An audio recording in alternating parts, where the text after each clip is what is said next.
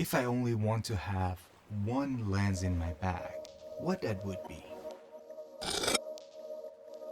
RedPhotographers.com, Peter here guys, how are you doing? If you're like me starting photography and videography many years ago with film cameras, you gotta know that even those glasses that we were using for maybe 30 years, 40 years, like FD series of Canon, we are still using them in videography. In most of my productions, I use Tamron lenses. It is not because I am a fanboy of Tamron, it is because of their price and the quality that you get according to the price that you're paying. I mostly use Tamron, and the only lens that I'm gonna have, if I have to, is Tamron SP series 24 to 70 range focal length f2.8 VC USM. It is the best but budget lens that you can have in your kit. This is the second generation of 24 to 70, which is the great range in its class, and because of the coating that they have on the glasses, it really made the lens very unique. It is not this lens that I have it in my hand, it's the lens that I am right now recording with. Today I have 6 reasons for you why you should buy this lens, why this brand is unique, and why I spend a lot of time researching here and there so you don't have to do that. This is my honest review, and this video is not sponsored by Tamron. So make sure you stick around and watch it until the end. You're gonna get a lot of information out of it. Number 1, why 24 to 70? 24-70 focal length is the focal length that is gonna cover most of your production, whether it is photography or it is videography. You might say, why not Canon? First, let's talk about the build quality. The Canon lenses is way more expensive than Tamron. The only reason I think is the brand name. But when you hold up Tamron lens in your hand, the feeling you get, the way that it has, is just perfect. They are also weather resistant. Reason number 2 is the bokeh that you get with the f number 2.8. Especially when you compare it with other brands, it is totally like 1.4 or 1.8 you get from Canon, Sigma, or other brands. When it comes to videography, especially having vibration compensation or image stabilizer or VR vibration reduction for Nikon is very important.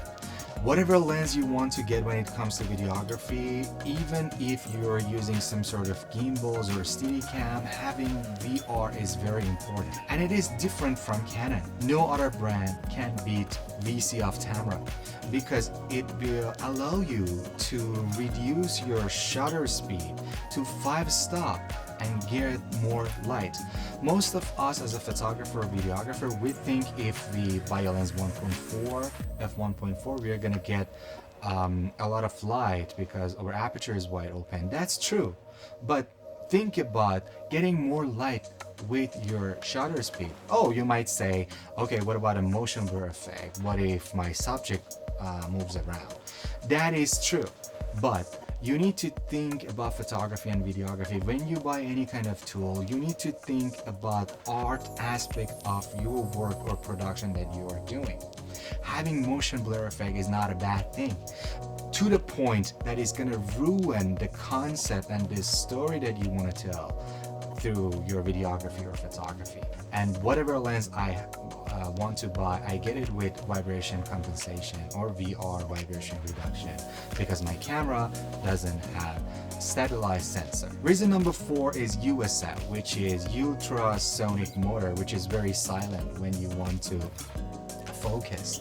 So when it comes to videography, again, it doesn't have any noise whatsoever. One thing that differs Tamron's brand from other brands is the coating that they use in every single element that they have inside the lens. eBAND coating, which is great for reducing ghosting and flare through your lens. Imagine you're photographing a backlit subject. When eBAND comes to account, that is going to reduce a lot of ghosting and flaring in your image. It is nanostructure layered that has super low reflective effect to your image. Price is the most important thing when you want to buy any kind of gear, especially when it comes to lens. You can't get only one lens if you're doing different kind of productions. This is gonna cover up a huge focal length range that you want in your production. The price is $800 right now, and when you want to buy any new gear, you definitely want to compare with other brands, or you're gonna watch tons of at least YouTube videos about it. So let's compare, let's get into it. Let's see, if we compare it with Canon RF 28 to 70mm f2.8 L series 4 EOS R line of camera that they designed with no image stabilizer, you got to pay $3,000.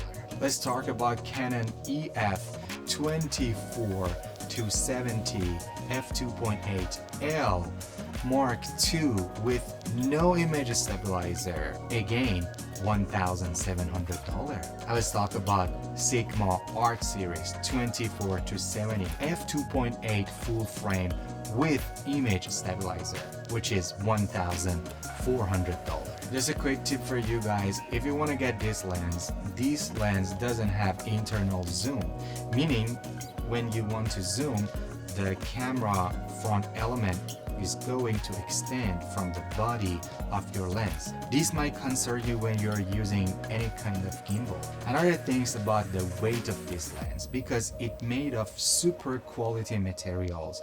This lens is very heavy, even heavier than my camera. It feels good, it is super hefty, and it is super duper durable.